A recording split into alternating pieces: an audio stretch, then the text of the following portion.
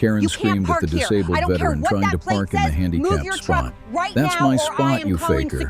She had no permit, no disability, just entitlement and a luxury SUV. Staff Sergeant Michael Torres had both legs blown off by an IED in Fallujah. He needed that spot more than anyone. But Karen didn't care about facts. She cared about being close to the salon entrance because her hair appointment was in 10 minutes. "Move your truck now or I'm calling the cops," she shrieked, blocking his vehicle with her Range Rover. Michael showed her his disabled veteran license plate. "Ma'am, I have legal right to this space." "I don't care what fake paperwork you have," Karen spat. "You probably bought that online." She pulled out her phone and started recording. "Everyone look at this man stealing handicapped spots from people who really need them." Michael's hands gripped the steering wheel. He'd faced enemy fire without flinching, but this woman's cruelty cut deeper than shrapnel. A small crowd gathered outside the shopping plaza. Some filmed with their phones. Nobody helped. That's when the rumble started. One motorcycle, then 5, then 20. Within 3 minutes, 40 bikers filled the parking lot like a leather-clad army. Yeah, you too. The Iron Brotherhood had been having breakfast at the diner next door when they heard the commotion. Diesel, their president, shut off his Harley and walked over. His 6'4" frame cast a shadow over Karen's SUV. "There a problem here?" His voice was calm but carried weight. Karen's entitled expression faltered for half a second before returning. Yes, this man is stealing a handicapped spot, and now you criminals are threatening me." Criminals? "Criminals," Hammer repeated slowly. "Ma'am, we're the Iron Brotherhood Veterans MC. Every man here served." Karen looked at the patches on their vests. Purple Heart, Iraq Veteran, Afghanistan Campaign, Bronze Star. Her confidence wavered, but her ego wouldn't let her back down. "I don't care who you claim to be," she announced. "This spot was mine and I'm calling the police right now." "Please do," Diesel said. "We'll wait." Karen dialed 911. Yes, I'm being threatened by a gang of bikers at Riverside Plaza. They're surrounding my vehicle and won't let me leave." The 911 operator asked if she was in immediate danger. "Yes, there's like 50 of them," Karen lied. Diesel held up his phone, showing his screen. "Actually, I'm recording too. Let's see who the police believe." Tank walked over to Michael's truck. "Brother, you good?" Michael nodded, but his jaw was tight. "Just trying to get my groceries, man." "Let me help you out," Tank said. "I got time." Other bikers positioned their motorcycles around Michael's truck, creating a protective barrier. Karen realized she was trapped now. Her Range Rover was blocked in by Harleys on all sides.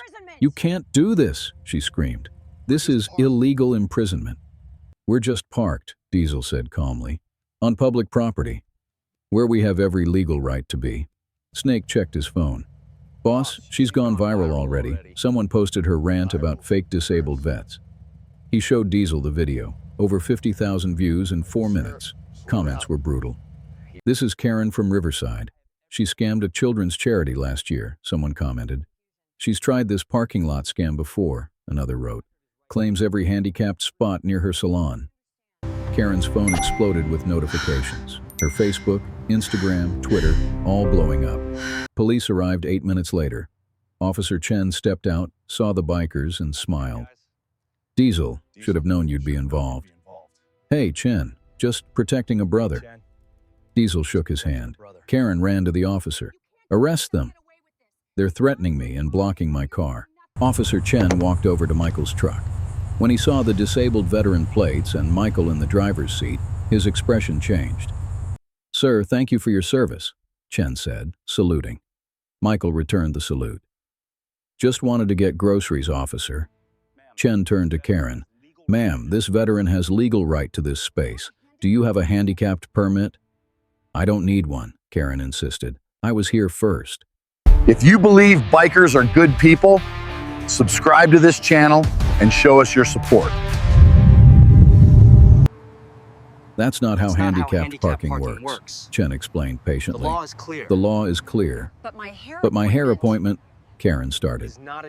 "Is not a disability," Chen interrupted. "I'm going to need your license and registration." While Chen wrote Karen a $500 ticket for illegal use of handicapped parking and filing a false police report, the bikers helped Michael with his wheelchair. Tank and Hammer assembled it with practiced efficiency.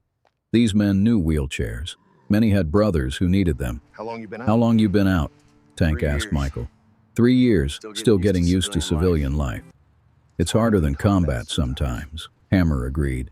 People back here don't understand. Michael's eyes got wet. I thought I was alone in this. Brother, you're never alone, Diesel said. Not while we're riding.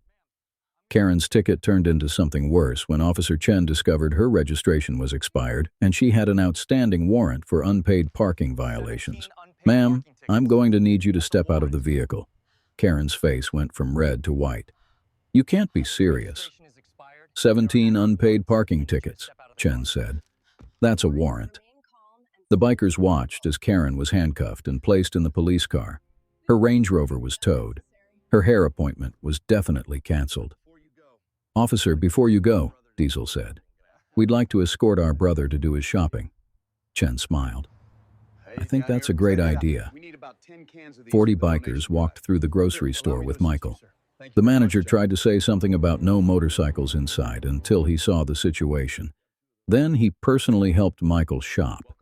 Every veteran in the store came up to shake Michael's hand. The TikTok video of Karen being arrested hit 2 million views by evening. Her name, her business, everything exposed. Turns out Karen owned a boutique that had discriminated against disabled customers. The ADA filed complaints within hours. Michael invited the bikers to his apartment afterward. It was small, bare, just the basics. I don't have much to offer, he apologized. You already gave everything, Diesel said, fighting for people like Karen who don't even appreciate it.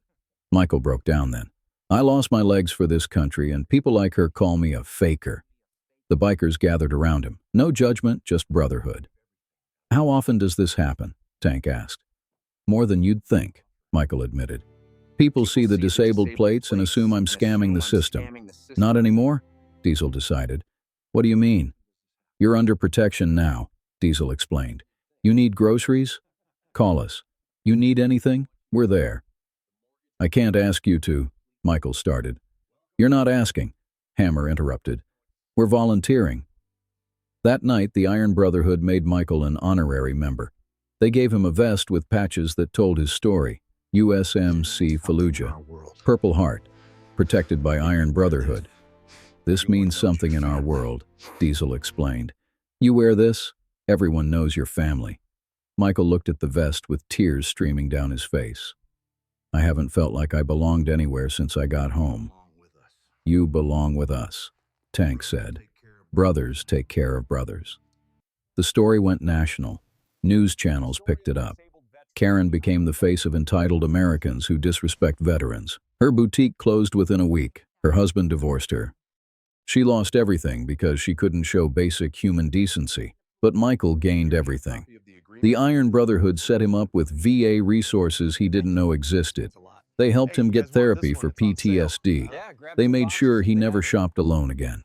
6 months later, Michael got a custom motorcycle with hand controls. The Iron Brotherhood taught him to ride. His first ride was a memorial run for fallen veterans. 200 bikers escorted him. At the memorial, Michael spoke to the crowd. I thought I'd lost everything in Fallujah. My legs, my purpose, my brothers. He paused, looking at the bikers surrounding him. But I found something better. A family that chose me not because they had to, but because they wanted to. Diesel stood beside him. Michael represents what this club is about. Protecting those who protected us. The crowd erupted in applause. Karen watched the video from her studio apartment in another state. She'd moved away from the shame, started therapy, began understanding what her entitlement had cost her. She wrote Michael a letter. He never responded. Some apologies come too late. The Iron Brotherhood still rides with Michael every weekend. They've expanded their mission to protect disabled veterans across 3 states. When they hear about someone being harassed over handicapped parking, 40 bikers show up. They don't threaten, don't need to. Just their presence reminds people that veterans deserve respect. Michael keeps that first vest in a frame. Below it, a photo from the parking lot. 40 bikers surrounding his truck while Karen screams in the background. The caption reads, "The day I found my family again." That parking spot incident changed everything. Not just for Michael, but for every disabled veteran who felt invisible. Because now they know that somewhere 40 bikers are ready to ride, ready to protect, ready to remind the world that those who gave everything deserve nothing less than honor. Karen tried to steal a parking spot from a disabled veteran. She lost her business, her marriage, her reputation. But Michael, he gained 40 brothers who would ride through hell for him. That's the difference between entitlement and honor, between taking and giving, between Karen and the Iron Brotherhood. Sometimes justice arrives on motorcycles. Sometimes heroes wear leather instead of capes. And sometimes a parking lot confrontation becomes a reminder that we owe everything to those who sacrificed everything. The Iron Brotherhood still patrols that shopping plaza. Not looking for trouble, just making sure veterans can shop in peace. And if another Karen shows up, well, they'll be ready. 40 strong, 40 loyal, 40 brothers protecting one of their own. Because that's what real bikers do. They stand up for those who can't stand at all. If you believe bikers are good people, subscribe to this channel and show us your support.